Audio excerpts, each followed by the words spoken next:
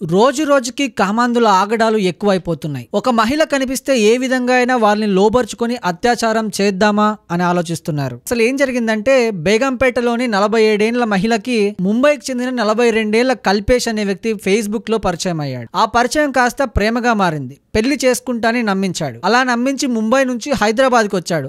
హైదరాబాద్కి వచ్చిన తర్వాత ఆమెతో పాటు ఆమె బంధువులు స్నేహితుల దగ్గర నుంచి దాదాపుగా అక్షరాల 22 లక్షల రూపాయలు అప్పు చేశాడు. అలా అప్పు చేసిందే కాక ఇంకోసారి కూడా 2 లక్షల రూపాయల డబ్బులు క్యాష్ రూపంలో ఆమె దగ్గర నుంచి తీసుకున్నాడు. అలా డబ్బు తీసుకున్న యువకుడు ముంబైకి పారిపోయాడు. తర్వాత మోసపోయిన మహిళ యువకుడికి కాల్ చేసి నా డబ్బులు ఎక్కడా, నన్ను పెళ్లి చేసుకుంటా అన్నావు, ఏమైంది అని అడిగితే రివర్స్ లో ఆ యువతనే బెదిరించాడు. నా దగ్గర మన న్యూడ్ వీడియోస్ ఉన్నాయి, న్యూడ్ ఫోటోలు కూడా ఉన్నాయి, నువ్వు ఎక్కువ మాట్లాడితే అవి సోషల్ మీడియాలో పెడతాను అని చెప్పి బెదిరించాడు.